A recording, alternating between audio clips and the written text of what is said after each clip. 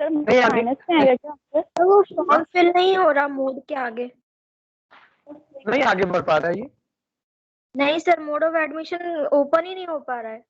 Okay कोई बात नहीं, हम आज पता करते हैं, कहीं हो सकता है कुछ एरर आई होगी वहां पे। मोड ऑफ एडमिशन के रिगार्डिंग हम एग्जाम से में बात करेंगे आज। चलो इसका आंसर आया कि और नहीं? सर एडमिशन जरूरी है उसके सर ये लिए?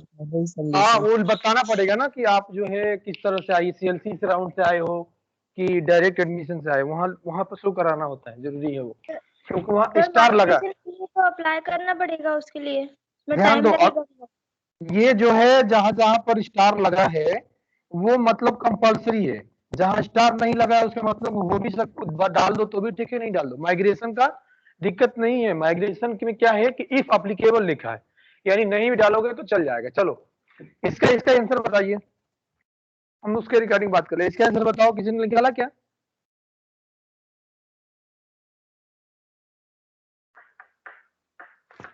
क्यों जी, किसी ने आंसर निकाला इसका?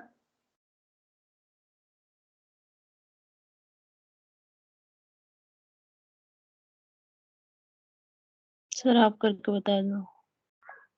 चलो मान लेते हैं पहली बार एन है, फर्स्ट टाइम एन है, नेक्स्ट टाइम गया तो ये अंडर रूट एन हुआ, इसका मतलब क्या हुआ, एन के पावर 1/2, ठीक है।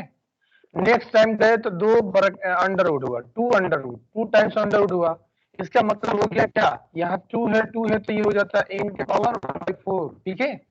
इसी तरह से जाएगा तो ये हो जाएगा, नेक्स्ट टाइम क्या हो जाएगा, अंडर रूट जो है 3 हो जाएगा, 1 2 3, ठीक है, इसमें एन हो जाएगा, इसका मतलब होगा एन इंटू 1/8 होगा, ठीक है। इसी तरह से जाते जाते हैं कहां तक जाएगा, ये जाएगा एन के पावर 1/, ये सब क्या है, 2 के पावर है, ध्यान दो। सर आपकी वॉइस क्लियर नहीं आ रही, माइक नहीं है, प्रॉब्लम कर रहा है आपका। नहीं माइक म्यूट नहीं है, खरखरा रही है सर आवाज। Yes sir. क्या हो रही है, आवाज कट के आ रही है। फटी आ रही sir,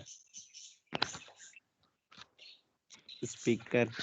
you are recorded, hello, सभी कहाँ गायब हो गए? सर हवा चल रही है।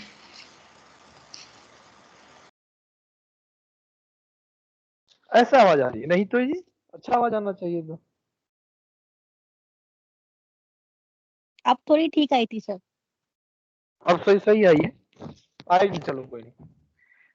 देखो तो सर ये अभी भी जो, खरखरा रही है। अरे यार रुको एक मिनट, मैं थोड़ा के लिए देर के लिए थोड़े सेकंड के लिए लीव कर रहा हूँ, फिर आता हूँ, जोड़ भी 2 second.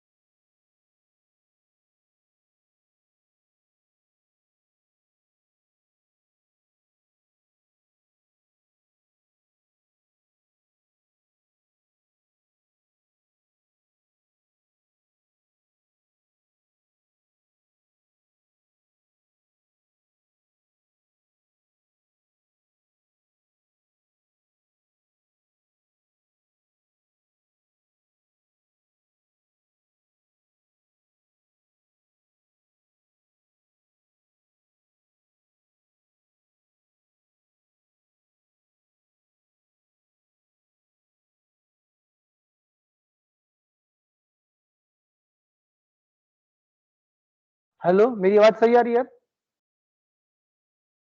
Yes sir. Yes sir. पहले से कुछ बेटर है? Yes sir. काफी बेटर है सर। चलो कोई नहीं। अब देखो तो ये चीज क्या हो जाएगा, यहाँ हो जाएगा 2 के पावर की हो जाएगा, ध्यान देना, इस तरह से जाएंगे क्योंकि क्या हो जाएगा, यहाँ पर हो जाएगा 1/2 के पावर 3, ठीक है। इसी तरह से ये जाएगा n इंटू 1/2 के पावर की आएगा, क्लियर है। अब हमें क्या करना है, मान लिया कि n 2 के पावर के का 1 अपान ये रहेगा, ठीक है। इज इक्वल टू कितना है, ये बराबर हो गया 2 के। क्लियर है बात। अब क्या करना है, देखो ये जो है पहले क्या था, यहाँ पावर था, लेकिन ये 2 के पावर है, तो एक बार लॉग लेंगे दोनों साइड n, ठीक है, 2 के पावर के 1 अपान, ठीक है, इज इक्वल टू हो जाएगा log 2, ठीक है। अब क्या हो जाएगा, ये पूरी चीज पावर में है तो कहां आ जाएगा, यहाँ पर 1 अपान 2 के पावर के log n, ठीक है, इज इक्वल टू ये हो जाएगा 1, क्योंकि बेस हमने 2 लिया है। अब क्या करोगे, ये चीज यहां चला जाएगा, नेक्स्ट में क्या हो जाएगा, log 2 के power n is equal to 2 के पावर k। एक बार और लॉग ले लेंगे तो यहाँ हो जाएगा log ऑफ 2, फिर हो जाएगा log ऑफ 2, यहाँ हो जाएगा n और ये हो जाएगा k आ जाएगी वैल्यू, ठीक है। तो एक इसमें 2 बार लॉग आ जाएगा। सर नीचे का नहीं दिख रहा। ठीक है, हम एक लिखा ये हूँ कि 1 अपान 2 के पावर k, समझ गए कैसे आया कि नहीं आया, ये लॉग की प्रॉपर्टी से आया है, ठीक है। यहाँ पर 1 है, अब क्या करोगे, इस चीज को यहाँ ले जाओगे तो यहाँ पर हो जाएगा log 2 के power n is equal to हो जाएगा 2 के पावर k, ठीक है। अब क्या करोगे, क्योंकि ये देखो 2 के पावर में एक बार और लॉग ले लो दोनों साइड में, किस बेस पे, 2 पे, तो ये 2 ले लिया, इसका फिर क्या है, log ले लिया है ना, 2 पे n हो गया। अब यहाँ पर log ऑफ 2 के पावर k लोगे, ठीक है, यहाँ पर 2 है तो ये यहाँ आ जाएगा k, है ना, ये हो जाएगा log 2 पे 2, log 2 पे 2 क्या होता है, 1 होता है, तो यहाँ पर क्या हो जाएगा log 2, फिर होता है log 2, इसके बाद n होता है ना, तो यहाँ पर आंसर हमारा हो जाएगा k equal to log of, एक बार और log, फिर 2 के पावर n हो जाएगा। क्लियर है, ये आंसर आएगा, कहने का मतलब ये 2 बार log आ जाएगा। मेरी बात समझ में आ रही है कि नहीं समझ में आई, किसी की नहीं समझ में आई? सर नहीं आई समझ में। कौन है नहीं समझ में आई? सर आकाश। क्यों, लॉग की प्रॉपर्टी नहीं पता क्या आपको? सर ये सर, नहीं। 1/2 के केस से आया सर n, ये समझ में, यहाँ से समझ में नहीं आया। सर नीचे का तो दिख ही नहीं रहा, साइड का। चलो अच्छे से अब दिख जाएगा यार, कोई बात नहीं। माइक म्यूट करो अपनी।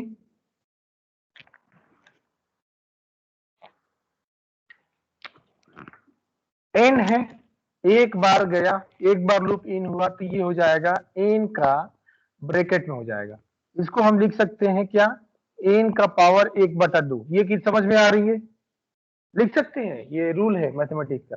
इसके बाद नेक्स्ट टाइम जाएंगे जब हम, तो 2 बार ये ब्रैकेट होगा ऐसे, ठीक है। इस चीज को हम लिख सकते हैं n का पावर a1/4। इसको फर्दर क्या लिख सकते हैं, n के पावर 1/2 के पावर 2। क्लियर है, फिर नेक्स्ट टाइम जाएगा तो ऐसे 3 बार जाएगा ना, तो 3 बार हो गया। क्लियर है, तो n हो गया, ठीक है। तो ये हो जाएगा n का पावर 1/8 होगा, इसको हम लिख सकते हैं n का पावर 1/2 के पावर 3 लिख सकते हैं। तो ध्यान दो, पहली बार में 1, दूसरी बार गया 2, 3 बार गया 3, है ना।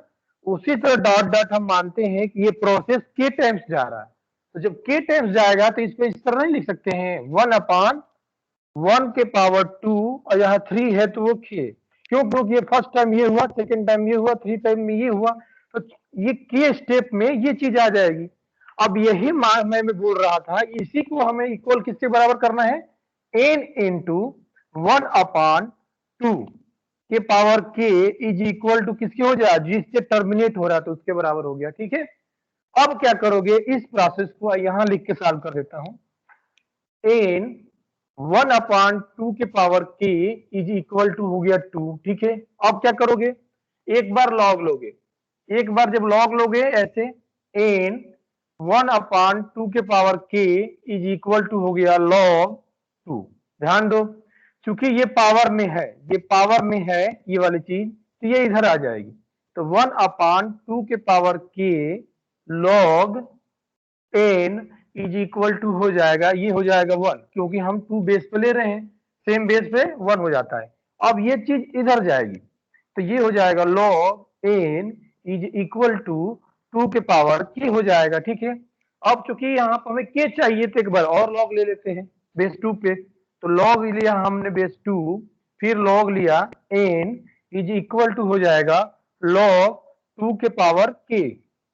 ठीक है, अब k इधर आ जाएगी तो इसको लिख सकते हैं k लॉग 2 पे 2। ठीक है, तो ये बराबर हो जाएगा 1 के। ठीक है, तो यहाँ पर आ गया k इक्वल टू क्या हो गया log 2 पे log n आ गया। ये सही समझ में आया कि नहीं समझ में आया?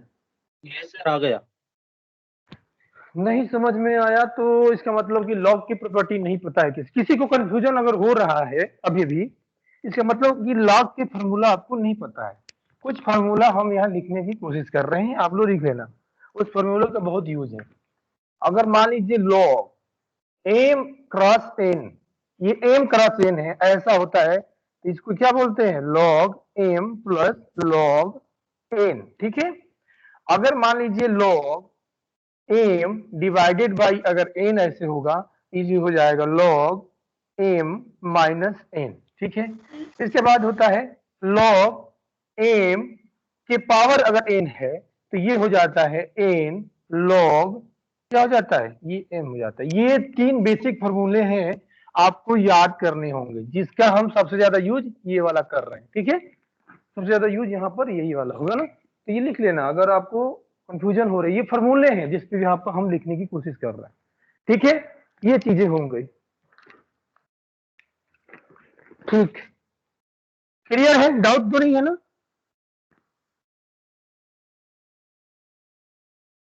हाँ ना में से कुछ जवाब दो यार। No no sir. ठीक है, चलिए ये फार्मूला आप लोग राइट कर लिए होंगे, अब इरेज कर रहे हैं। एक पैटर्न इसी पे कर रहे हैं, आप लोग निकालिएगा। ठीक है,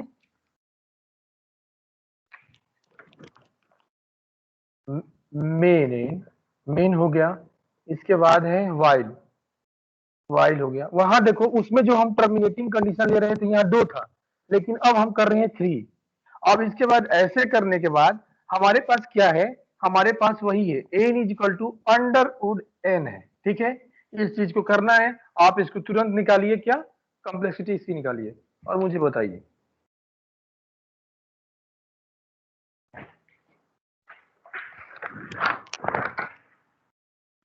बस अंतर क्या है कि जो वाइल लूप में 2 था, इस पर हमने 3 कर दिया। पैटर्न वही रहेगा, प्रोसेस यही रहेगा, तो आपको आंसर निकालना है।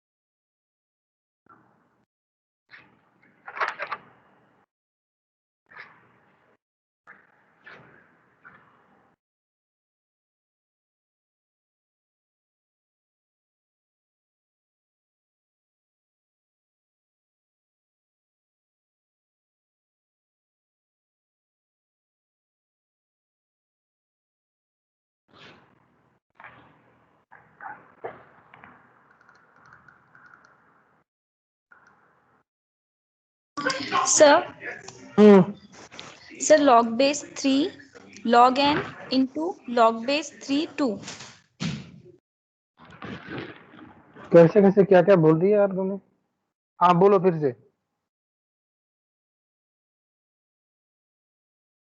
दिशा फिर से बोलिए।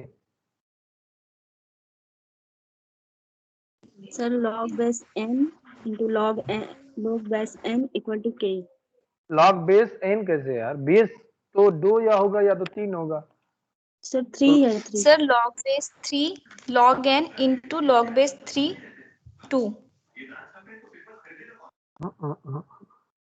2 2 बार 3 log base 3 log base n। बोलो बोलो बोलो गुप्ता जी बोलो। सच्ची सही लग रहा है, सही बोल रहे हो। Log log base 3 log base n। ये तुम लोग बेस कैसे बोल रहे हो? पढ़ने में दिक्कत आ रही है क्या? थोड़ा सा सर रुक जाओ। सेम आंसर है, आंसर तो सेम रहेगा, बस log base 2 की जगह log base 3 हो जाएगा बस।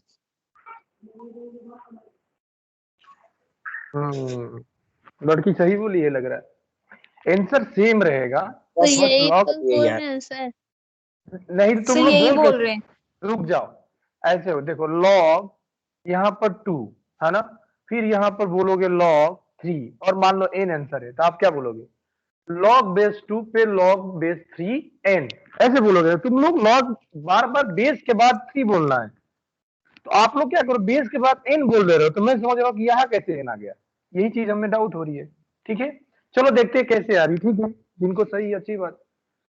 करना क्या है हमें, हम ले लिए मान लिए पहले बार n है, दूसरे बार क्या हो जाएगा? ये वही चीज होगा n के पावर 1/2, फिर होगा n के पावर 1/4, इसके बाद होगा n के पावर 1/8, फिर हो जाएगा n के पावर 1/16 डॉट डॉट n के पावर 1/2 के पावर k हो जाएगा। ये चीज तो क्लियर हो गया, अभी बताया था। ठीक है अब हमारे पास n के पावर 1/2 के पावर k है। ठीक है यदि दिख रहा है इज इक्वल टू क्या हो जाएगा? अब 3 हो जाएगा, ये 3 हो जाएगा। क्लियर है? अब हमें क्या करना है, इधर 1 लाना है, ये ध्यान रखो। तो हमें क्या लॉग लेना पड़ेगा? दोनों साइड लॉग जो है बेस 3 पे लेना पड़ेगा। बेस 3 पे यहां लिखेंगे n 2 के पावर k, इसका 1 होगा, इज इक्वल टू हो जाएगा लॉग 3 पे 3। तो ये कट के क्या हो जाएगा? 1 हो जाएगा। ठीक है ये हो जाएगा 1, और इधर वाला क्या चीज हो जाएगा? जो ये पावर में है वो इधर आ जाएगा, यानी 1/2 के पावर के लॉग यहाँ पर 3 हो जाएगा, n हो जाएगा इज इक्वल टू 1। इसको अब फर्दर एक्सप्लेन करेंगे तो क्या आएगा? ये चीज इधर चली जाएगी, यानी हमारे पास हो जाएगा log 3 पे n है ना, इसके बाद इक्वल टू हो जाएगा 2 के पावर k हो जाएगा। आपको क्या करना है, एक बार और लॉग ले लीजिए। जब एक बार और लॉग लेंगे तो क्या हो जाएगा? लॉग अब 2 पे लेना है क्योंकि यहाँ 2 है, तो 2 पे लिया, फिर इसके बाद क्या हो जाएगा? लॉग 3 हो गया, इसके बाद ये n हो जाएगा, और इसके बाद ये जब इधर आएगा तो k हो जाएगा, है ना। आंसर सेम सही बोला उसने, बस log 2 की जगह log 3 आएगा। राइट राइट आंसर ऐसे आएगा। क्लियर है? कितने लोगों का सही था? सर हमारा भी सही था। हाँ बोल नहीं पा रही थी, अब मैं समझ नहीं पा रहा था क्या क्या बोल रहे थे। ठीक है सही सही आया तो बहुत अच्छी बात है। हालांकि दिशा चौधरी का सही आना ही चाहिए क्योंकि मैडम मैथमेटिक्स से है, तो लॉग तो आपने अच्छे से पढ़ा होगा ना। Yes sir.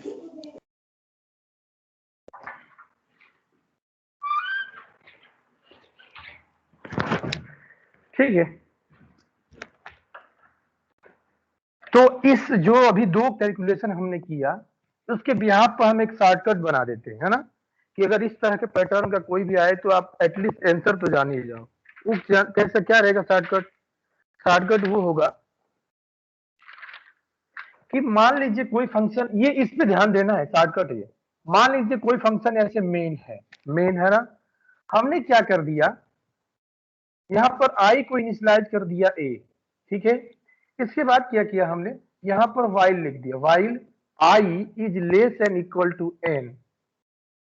ठीक है तब तक ये लूप दौड़ेगा, और यहाँ पर हमने क्या लिख दिया, i, ठीक है, i इज इक्वल टू, नहीं नहीं बड़ा करना पड़ेगा ना, नहीं छोटा ही करना पड़ेगा क्योंकि कट हो रहा है। अंडरवुड अगर एन हो रही है, यहाँ पे एन होगा कि यहाँ आई होगा, ठीक है, आई इस तरह से हो गया, ध्यान देना है। तो हमारा जो आउटपुट क्या आएगा, इसमें आउटपुट ये आ जाएगा, ध्यान देने वाली बात है,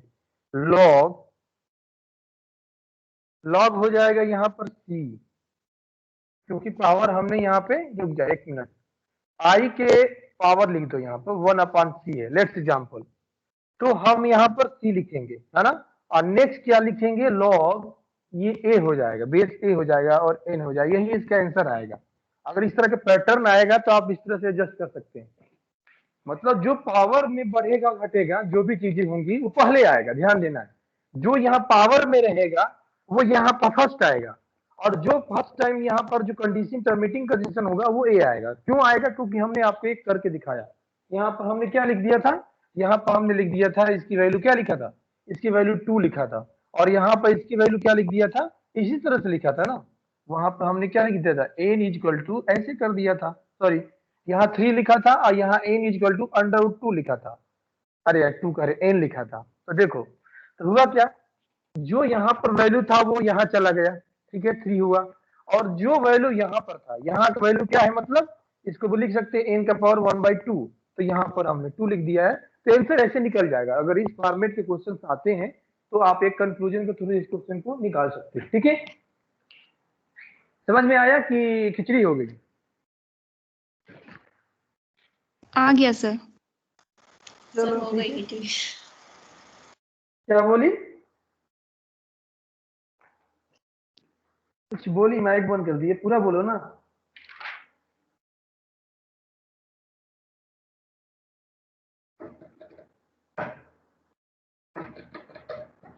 चलो एक लास्ट हम कंक्लूजन निकाल दे।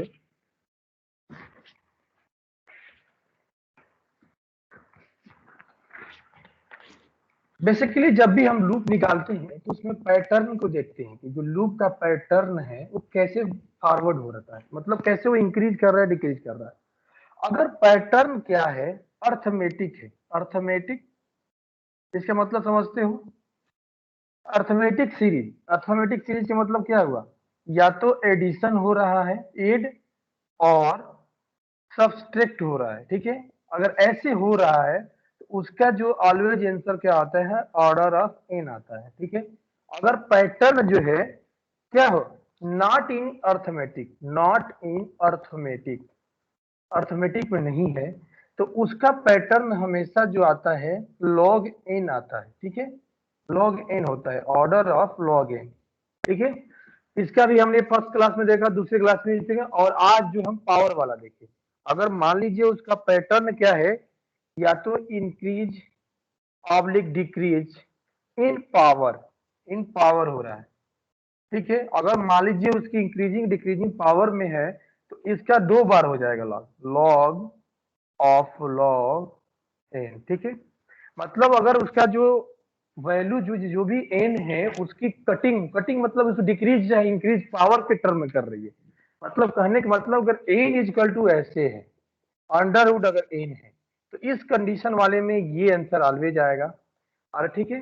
और सपोज करो इसमें जैसे इस वाले में क्या आएगा, इस वाले में आएगा कुछ ऐसे, N is equal to n/2 और आर हो जाएगा N is equal to 2n आ गया, मतलब किसी से मल्टीप्लाई हो रहा है, यहाँ पर मल्टीप्लिकेशन हो रहा है, तो ये वाला कि ओनली लॉग वाला, जो पावर वाला आएगा तो लॉग ऑफ लॉग एन, अगर दूसरा चीज आएगा केवल मल्टीप्लिकेशन और डिवीजन आएगा तो ये, और बेसिकली इसमें क्या एडिशन आएगा, जैसे I is equal to increment हो गया i+1 i+2, इस तरह के अगर आता है तो ये आता है, ऑर्डर ऑफ आता है, ठीक है। तो जितना भी कराया है उसका एक कंक्लूजन हो गया कि अगर आपको सीरीज दिख गई, कैसे हम सीरीज कर रहे हैं, जो हमारी पैटर्न है लूप का बढ़ने और इंक्रीज और डिक्रीज करने का, अगर वो एडिशन के टर्म में है तो ऑर्डर ऑफ एन, अगर वो एडिशन के ना हो के मैथमेटिक टर्म, जैसे मान लीजिए मल्टीप्लिकेशन और डिवीजन है तो लॉग एन आएगा, अगर क्या है पावर के रूप में होगा तो लॉग ऑफ लॉग एन आएगा। एक लाइन का कंक्लूजन है, इतना समझ जाओ, ठीक है। तो एक हमारा ओवरव्यू रहा कि कैसे हम किसी चीज की कॉम्प्लेक्सिटी निकालते हैं, किसी प्रोग्राम की कॉम्प्लेक्सिटी कैसे निकालते हैं, है ना। तो ये कितने लोगों को समझ में आया और कितने लोगों को समझ में नहीं आया? आ गया सर। लगता है ना कुछ आ लोग गया ऐसे, हाँ कुछ लोग ऐसे हैं कि शांत रहते हैं, उसका मतलब क्या समझा जाए, उन्हें नहीं आया या सर समझ में आ रहा है? समझ में आना चाहिए। देखिए मैथमेटिक्स टर्म में कुछ ज्यादा बहुत लंबा नहीं है, इसमें लॉग का बस कंसेप्ट है, इसीलिए हमने लॉग का फॉर्मूला निकाल दिया ना। ज्यादा कठिन कठिन नहीं कराएंगे, नहीं तो तुम लोग डर जाओगे। थोड़ा सिंपल सिंपल हमने क्वेश्चन करा दिया कि मान लीजिए कॉम्प्लेक्सिटी कभी पूछता है कि कैसे निकाला जाता है तो आप बता सकोगे, है ना। चलो कुछ अच्छे अच्छे क्वेश्चंस भी हमारे पास पड़े हुए हैं, तो उसमें कंसेप्ट है, लेकिन तुम लोग को कंसेप्ट अगर दिया जाए तो हमें लग रहा है कि गड़बड़ा वो हो जाओगे। जैसे एक कंसेप्ट के थ्रू हम बात करने की कोशिश कर रहे हैं, पकड़ना बस, उसमें लॉजिक है, उसको ज्यादा कुछ नहीं है ना। तो प्रोग्राम हम लिखेंगे, आप तुरंत बता देंगे ये क्या चीज है ना। जैसे करना क्या है, कोई बहुत बड़ा वो नहीं है कि हाँ बहुत बड़ा कठिन वर्ड नहीं है ना, बस कंसेप्ट है, ओनली कंसेप्ट पर ध्यान देना है। कंसेप्ट क्या कहता है बस। हम बोला थे कि एक बार आप लोग फॉर्मेट पढ़ लेना ये से उसका लूपिंग का, मतलब जो लूप सिलेक्शन वगैरह जो भी चीजें हैं। जैसे एक एग्जांपल लो, आप लोग देख के ही बताना। पहले हम एक ले ले रहे हैं मेन प्रोग्राम, सभी से देखना, सभी बहुत वाच करना, इसमें कंसेप्ट है छोटी सी, जो लोग पढ़े होंगे वो तुरंत बता देंगे। आई की वैल्यू 1 कर दिया है ना, आई की value greater than L equal to L कर दिया, आई की वैल्यू 1 + 1 कर दिया है ना। ठीक है, इसके बाद हमने ये किया, फिर इसके बाद मान लीजिए हमने क्या किया, यहाँ पर आई की वैल्यू को आई मल्टीप्लाई बाई 2 कर दिया। ठीक है, आई की वैल्यू को मल्टीप्लाई बाई 2 कर दिया, अगर बंद कर दिया, इसका क्या आंसर आएगा?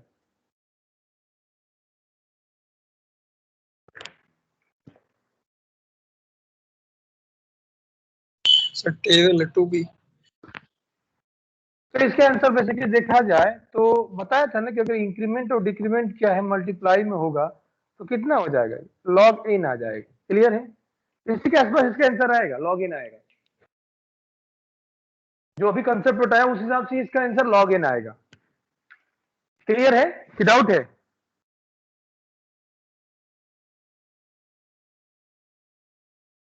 सर लॉग कैसे आया? क्यों नहीं आएगा?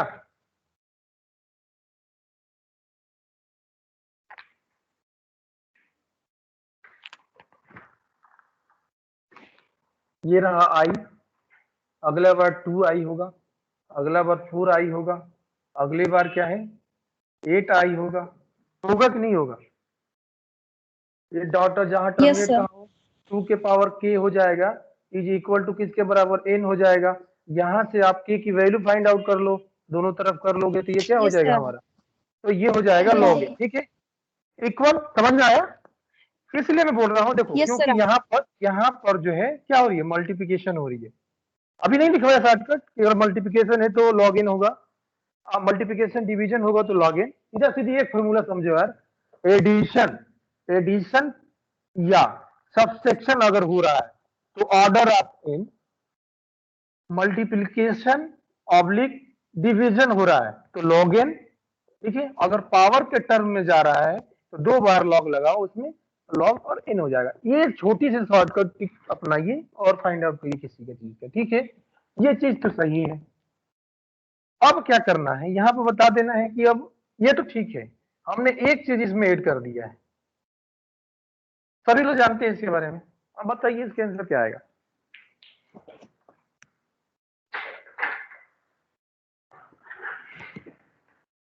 कष्ट करिए बताने के, कुछ कंसेप्ट नहीं, बस एक ब्रेक डाला है बीच में हमने।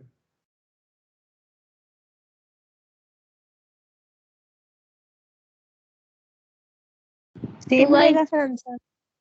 ऐसे किसने बोला सेम आएगा? सलोनी? हाँ सर। और कोई सेम वाले में? यस सर सेम आएगा। बहुत सही। और कोई? सर 2i आएगा। श्वेता गुप्ता सर बोल रही है 2i। 2i आएगा। 2i थोड़ी नहीं होगा, ऑर्डर आप किसमें आएगा वो? Lakshmi sir ni। बताइए।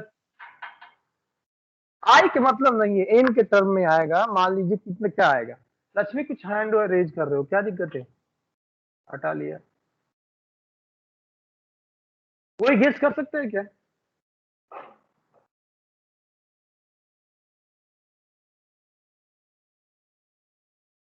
अच्छा बता दो, ये लूप कितनी बार दौड़ेगा? ये लूप कितनी बार छोड़ेगा? सर सिर्फ एक बार।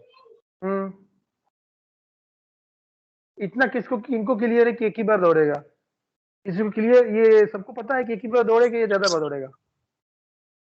सर एक ही बार हो जाएगा कि एक ही बार दौड़ेगा। एक बार दौड़ेगा, ठीक है। तो मैंने बताया था ना कि अगर लूप जो है कांस्टेंट टाइम दौड़ता है तो क्या लिखते हैं? क्या लिखते हैं? Order of 1। ये जाएगा केवल एक बार लूप दौड़ने की वजह से, इसकी कॉम्प्लेक्सिटी ऑर्डर ऑफ 1 होगी, ठीक है।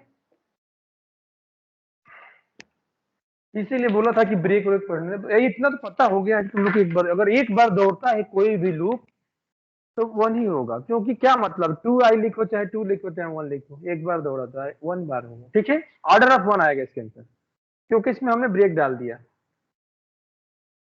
क्लियर है कि डाउट है? यस सर क्लियर है। ना? मैं बताया था कि नंबर ऑफ लूप हमें काउंट करना होता है, तो हम के क्यों मानते हैं? हम मानते हैं कि ये लूप के टाइम्स दौड़ रहा है। हम यही बोलते हैं, माना कि ये लूप के टाइम्स रन करेगा। जब के टाइम रन करेगा तो के की वैल्यू निकालनी है। यहाँ पर लूप ही 1 टाइम दौड़ रहा है, क्यों? क्योंकि ब्रेक आ गया तो लूप से बाहर कर देगा। जब ब्रेक आ गया लूप से बाहर कर देगा तो सीधी बात है ऑर्डर ऑफ 1 आएगा, ठीक है। तो इस तरह से इसकी कॉम्प्लेक्सिटी ऑर्डर ऑफ 1 आएगा। ये बेसिक चीजें हैं आपको समझने वाली चीज की, उसमें कुछ लॉजिक है ना कुछ है, ठीक है। तो ये अभी हम कहाँ तक पहुंच गए? अगर देखा जाए तो टाइम कॉम्प्लेक्सिटी के बाद हमने क्या, अब 2 टॉपिक बचा है, एसिम्प्टोटिक नोटेशन, ठीक है। एसिम्प्टोटिक नोटेशन बचा है आपको, वो चीजें हम अब बताने जा रहे हैं। ये हो गया काम, कहानी खत्म।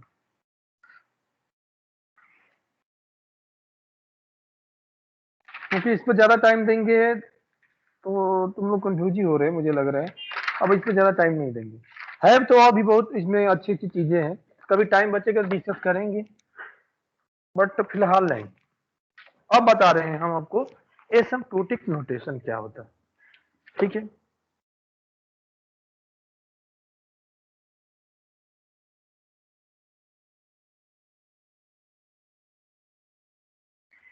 एसिम्प्टोटिक नोटेशन की अगर बात करें हम, तो इसका मीनिंग आप क्या कहोगे? एसिम्प्टोटिक नोटेशन क्या है? एसिम्प्टोटिक नोटेशन का मतलब ये है कि हम किसी भी एल्गोरिथम को रिप्रेजेंट जो करते हैं, जैसे ऑर्डर ऑफ 1 लिखा हमने, यही एसिम्प्टोटिक नोटेशन है।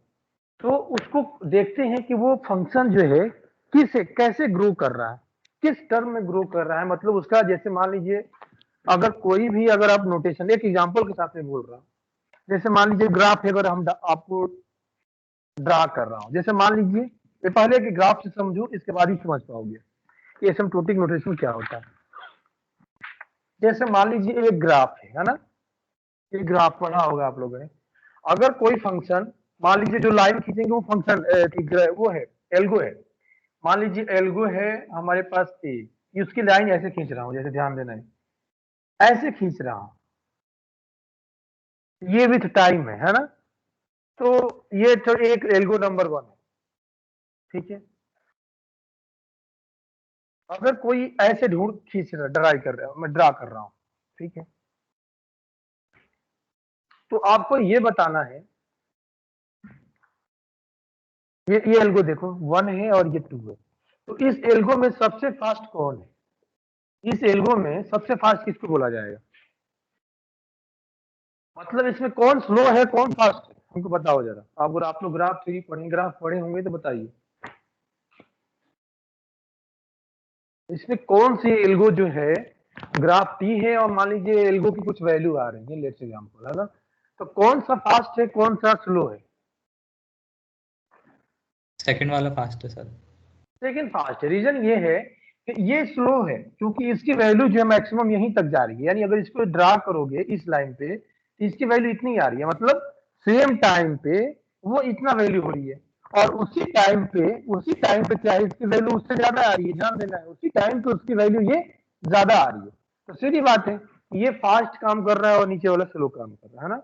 तो जो एसिम्प्टोटिक नोटेशन आया है ये चीज यही चीज रिप्रेजेंट करने के करता है कि भाई हम क्या करते हैं, उसमें दो बाउंड होते हैं, एक लोअर बाउंड होता है और एक हायर बाउंड। ये थ्योरी है, इसमें ज्यादा सोचने वाली बात नहीं है, थ्योरी है, इसको लिखना है और उसकी रिप्रेजेंटेशन समझना है बस। इसमें कोई न्यूमेरिकल नहीं है कि इसमें बहुत ज्यादा डेप्थ में जाना है, बस एक रिप्रेजेंटेशन है, उसी को समझना है।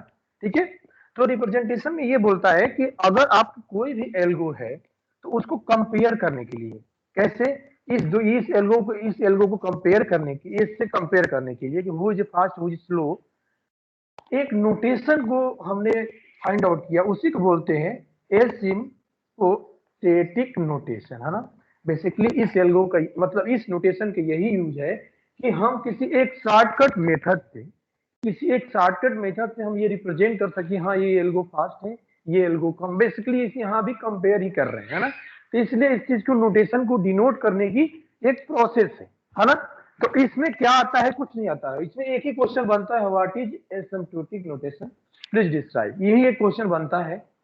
तो जब भी ये पूछेगा तो एसिम्प्टोटिक नोटेशन के बारे में आप लिखोगे। एसिम्प्टोटिक नोटेशन क्या है, एक शॉर्टकट मेथड है, किसको रिप्रेजेंट करने के लिए, एल्गो की जो कॉम्प्लेक्सिटी है उसको रिप्रेजेंट करने का एक क्या शॉर्टकट मेथड है, जहां पर हम ये फाइंड करते हैं कि ये एल्गो इससे ग्रेटर है, स्लो है, जो भी है ना, किसी दो बाउंड के बीच में, दो बाउंड्री के बीच में हम कंपेयर करेंगे, स्टडी करेंगे कि ये क्या चीज है ना।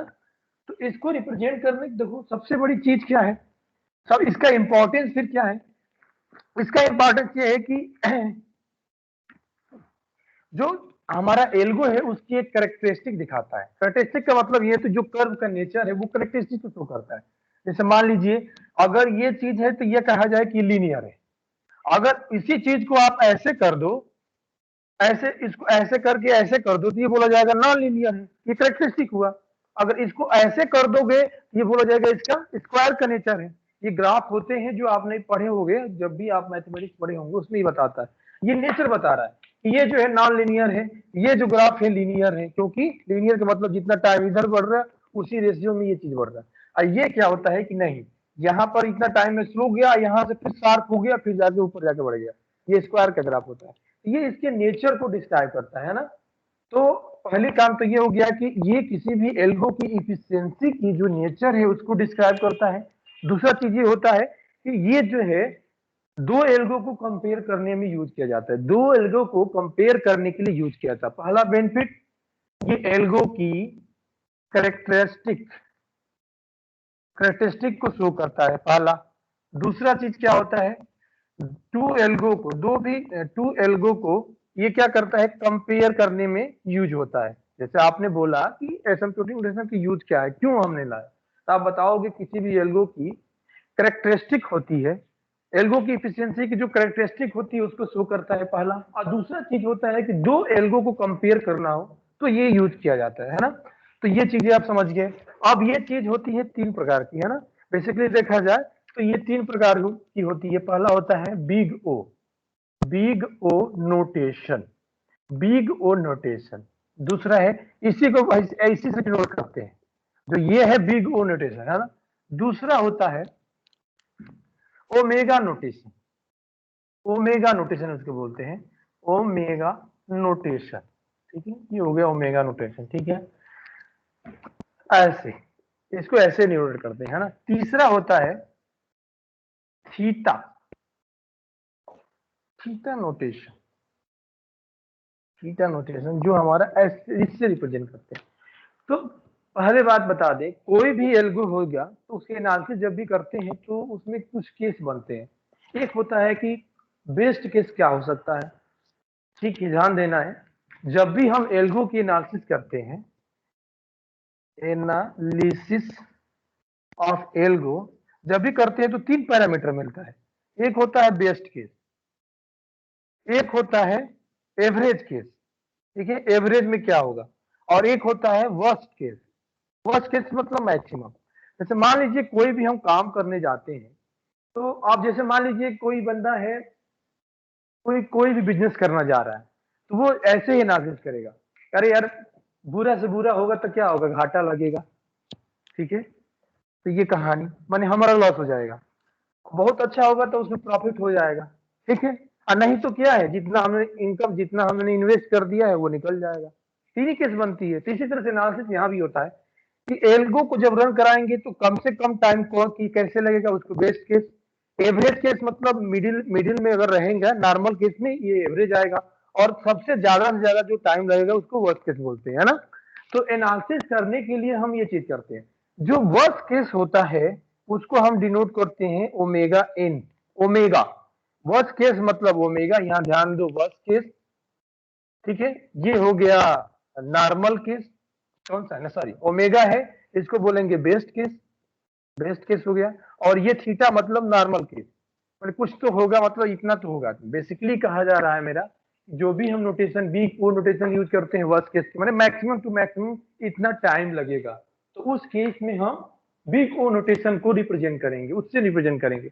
और जब देखा जाए कि नहीं कम से कम इतना टाइम लगे, कम से कम इतना टाइम लगेगा, वो हो जाएगा बेस्ट केस, कि कम से कम इतना टाइम तो लगेगा, है ना। और ये हो गया। अगर थीटा नोटेशन क्या कहता है कि नॉर्मल केस में, जिसको एवरेज केस बोलते हैं, कि दोनों का जब जो है एवरेज लोगे, मैक्सिमम और जो सॉरी बेस्ट केस और वर्स्ट केस का आप जो एवरेज लोगे वो हमारा क्या हो जाता है, थीटा नोटेशन के अंदर आता है ना। तो ये चीजें ध्यान देनी है।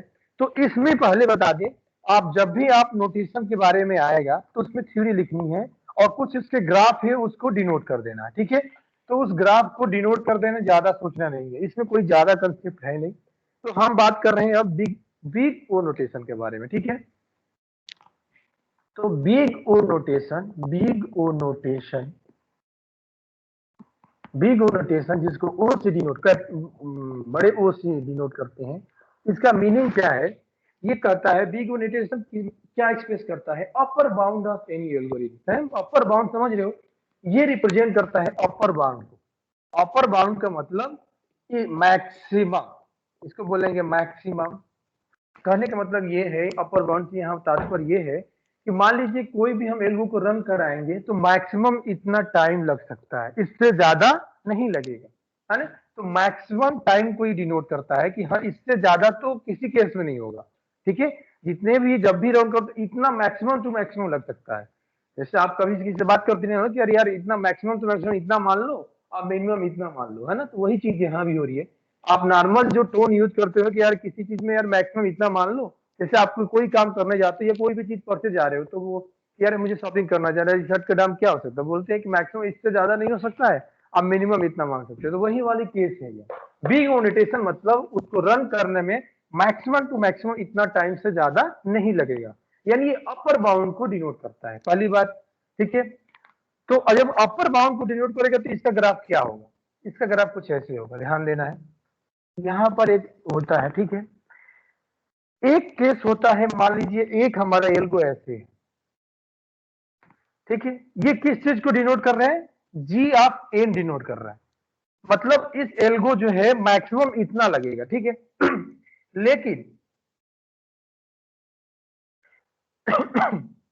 लेकिन हमारा मेन एल्गो का फंक्शन ये है, हमारा एल्गो ये है, ठीक है, मेरा अपना एल्गो ये है, और मैक्सिमम टाइम वाली जो लाइन है ये है, ठीक है।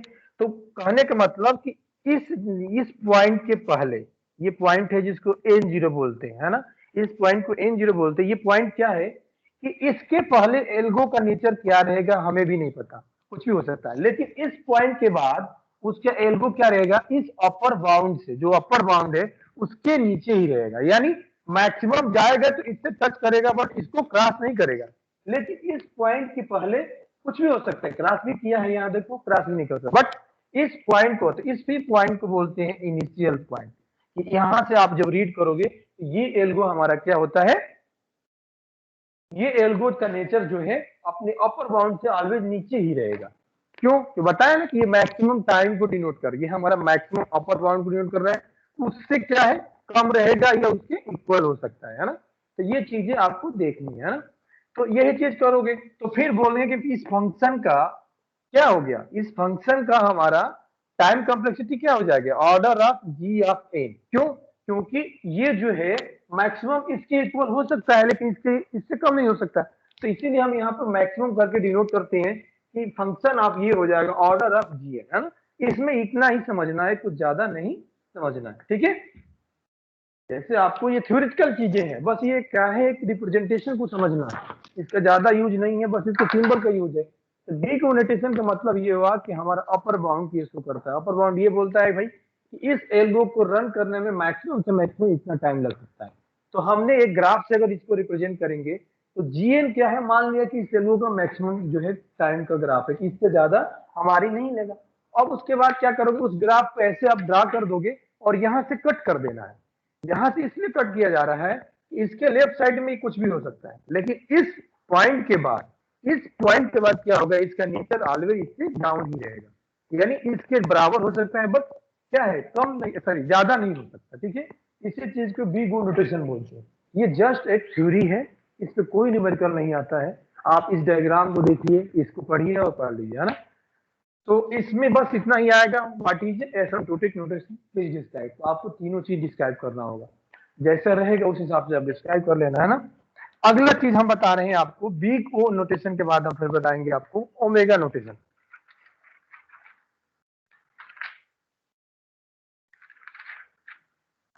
अब ध्यान देना, ओमेगा नोटेशन क्या बोलता है, मिनिमम टू मिनिमम, ये लोअर बाउंड को डिनोट करता है। ध्यान देना है, जो ओमेगा नोटेशन है वो क्या डिनोट करता है, ओमेगा नोटेशन ये चीज को रिप्रेजेंट करता है, किसको, जिसको हम लिखते हैं ऐसे सिंबल से। ठीक है, ओमेगा नोटेशन ये रिप्रेजेंट करता है लोअर बाउंड को। लोअर बाउंड का मतलब ये हुआ कि इस काम को करने में कम से कम इतना तो लगेगा ही लगेगा। क्या रन टाइम, मान लीजिए इस एल्गो को रन कराने में हमें कम से कम इतना तो लगेगा ही लगेगा टाइम। ठीक है, तो यहाँ पर जो हमारा फंक्शन रहेगा, डायग्राम उसी तरह से रहेगा। ठीक है, डायग्राम तो यहाँ से ही जाएगा, जो इसका वैल्यू रहेगा जी ऑफ एन, है ना, ये जी ऑफ एन होगा।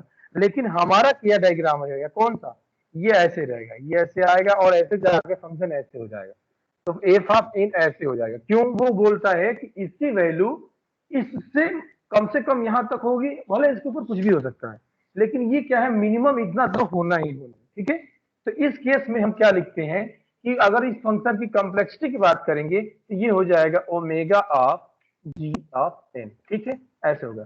इसका मतलब ये ओमेगा नोटेशन है, और इस पॉइंट को हम n0 बोल देते हैं ना, और ये हमारा क्या है, इनपुट होती है। ठीक है, ये टाइम होता है, ठीक है।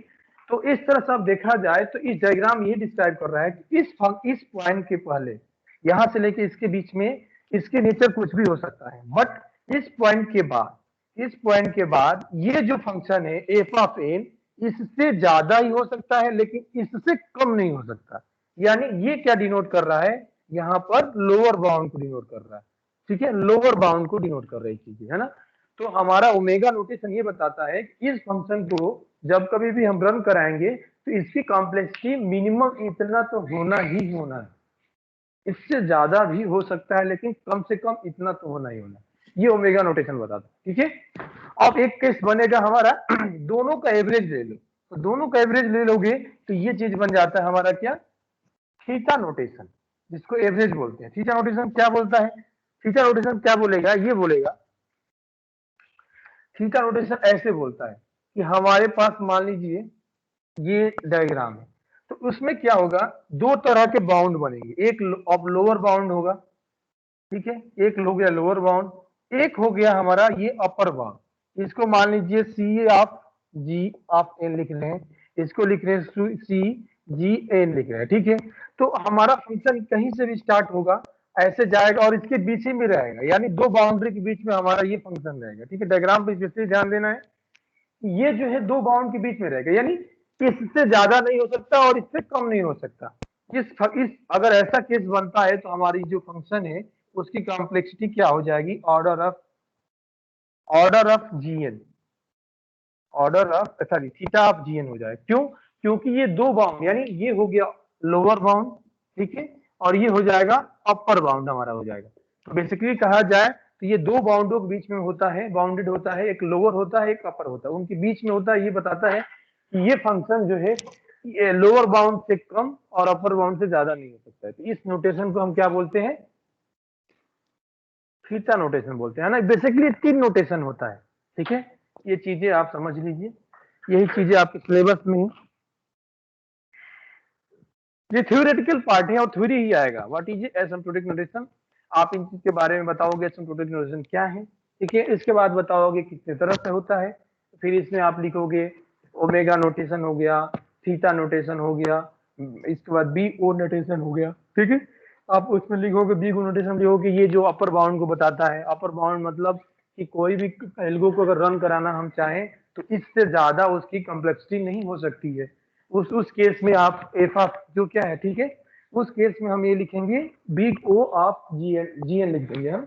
और दूसरा केस हमारा ओमेगा बनता है, वो बोलता है किसी भी एल्गो को रन कराने के लिए मिनिमम कम से कम इतना जो है हमारी कॉम्प्लेक्सिटी लगेगी। उसको तरीका लिखने की क्या लिखेंगे, उसका सिंबल चेंज कर देंगे। और थीटा में क्या होता है, दो बाउंड होगा, एक अपर बाउंड होगा एक लोअर बाउंड होगा। ये बोलता है कि ये दोनों बाउंड के बीच में ही इसकी वेरी करेगी क्या कॉम्प्लेक्सिटी, बट इससे न कम हो सकती है न ज्यादा हो सकती है। इस केस में हमारा थीटा ऑफ जी एन कर लिख देंगे, है ना। ये चीजें समझ में आई कि नहीं आई, थ्योरी चीजें हैं समझ में आई कि नहीं आई?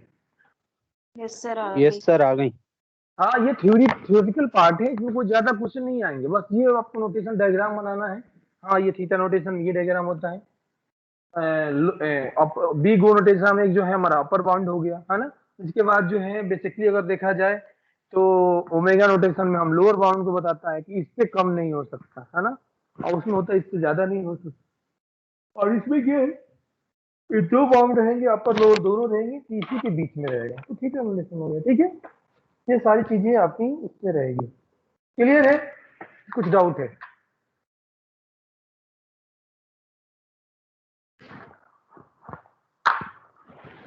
थर्ड यूनिट में आपका एसिम्प्टोटिक नोटेशन तक हो चुका है ना। कल पढ़ाएंगे स्टेप एंड क्यू वाला जो टॉपिक है उसके बारे में हम बताएंगे, ठीक है। सिलेबस जल्दी जल्दी खत्म करना है। और मैं फिर बता दूं, एग्जाम चलते रहेंगे, हमारी क्लासेस चलती रहेंगी, क्योंकि ये बहुत अच्छा चीज है।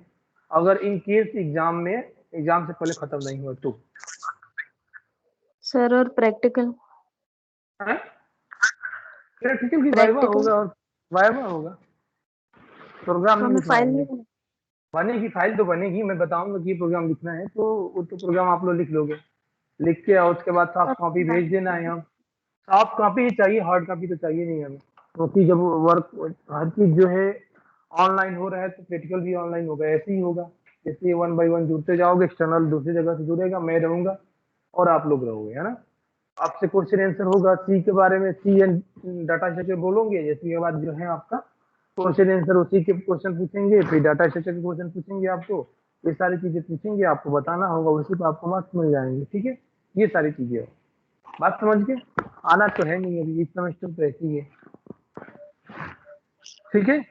और आप लोग को हमको या नहीं फाइल बनाने के लिए मैं बता दिया ना कि आप लोगों को मैं क्वेश्चन दे दूंगा, मान लीजिए 10 क्वेश्चन दे दिया, उसको आपको फाइल में लिखना होगा प्रोग्राम, ठीक है। प्रोग्राम कहाँ से लिखोगे ये पूछने की जरूरत नहीं है, जब घर से लिखना है तो कहीं से लिख सकते हो। तो फाइल करके और उसको फिर 1 बाय 1 सॉफ्ट कॉपी हमको मेल कर दोगे, हम आपको मेल आईडी देंगे कि हम इस मेल आईडी पे रिसीव करना चाहते हैं। आप अपने नाम करके और आपका फॉर्मेट रह जाएगा, कॉलेज के एक फॉर्मेट देंगे हम, उसमें आप फिल करके और सबमिटेड टू कहाँ रहेगा, मेरा नाम रह जाएगा धीरेन्द्र सिंह कुशवाहा, ठीक है। और सबमिटेड बाई में आपका नाम रहेगा और आपका इनरोलमेंट नंबर रहेगा, वो फॉर्मेट में भेजूंगा, डोंट वरी। और उसके बाद जो है आप जो है सभी प्रोग्राम लिखोगे, उसकी कोडिंग लिख डालोगे, और ठीक है। ध्यान दो, आप तो किसी तरह से लिख सकते हो, कोडिंग कहीं से लिख सकते हो, अगर आप कर लेते हो तो अच्छी बात, नहीं कर लो तो कॉपी कर लेना कहीं से। ऐसे ही सब कर रहे हैं अब ऑनलाइन में, तो यही चीजें चल रही हैं, तो ऐसे कर लेना आप, है ना। तो आप टेंशन मत लो, आप तो जब ऑनलाइन होगी तो फिर तो आप कर सकते हो। ये दुर्गेश साहब के भाई साहब बाहर चले गए थे, अब आ रहे हैं, ये इनको तो हटा ही देते हैं, केवल अटेंडेंस लेने आ रहे हैं। हाँ, तो इस तरह से आप लोग को मिल जाएगा ना, तो आप लोग कर लेना। और ऐसे ही ऑनलाइन वाइवा होगी, एक एक का होगा या दो दो का होगा, जैसे वो एक्सटर्नल लेना चाहेंगे वो लेंगे। तो आप लोग पढ़ते रहना, ये सब सारी चीजें, सी से भी क्वेश्चन उठेंगे, डाटा स्ट्रक्चर से भी क्वेश्चन उठेंगे, है ना। पूरा सिलेबस उनके पास होता है, उसी में से क्वेश्चन पूछते हैं, वो सी प्रोग्रामिंग के बारे में पूछते हैं, जितनी चीजें पढ़ाई गई है वो पूछ सकते हैं। तो आप लोग अपना नोट्स पढ़ते रहिएगा, जैसा परफॉर्मेंस होगा वैसा आपको मार्क्स मिलेंगे, ठीक है। चलिए आज का क्लास यहीं क्लोज करते हैं, ठीक है। कल हम पढ़ाएंगे स्टैक एंड क्यू। तो अभी तक आज तक आपकी 2.5 यूनिट हो चुकी है, 2.5 यूनिट बची, यानी सिलेबस आधा बचा है, लेकिन ये टाइम नहीं लेगा, क्यों? क्योंकि सी प्रोग्रामिंग जैसा एक एक प्रोग्राम कंसेप्ट को समझाना नहीं है। हमने सी पर इसलिए ज्यादा दिया है कि वो काम करेगा आपका। आप लोग अपनी सी को पढ़ते रहिएगा, स्ट्रॉन्ग करते रहिएगा, सबसे जरूरी चीजें हैं। जब देखो ध्यान दो, एक लाइन में बता दूं, जब पेपर ऑनलाइन हो रहा है तो फिर टेंशन लेने की कोई जरूरत नहीं।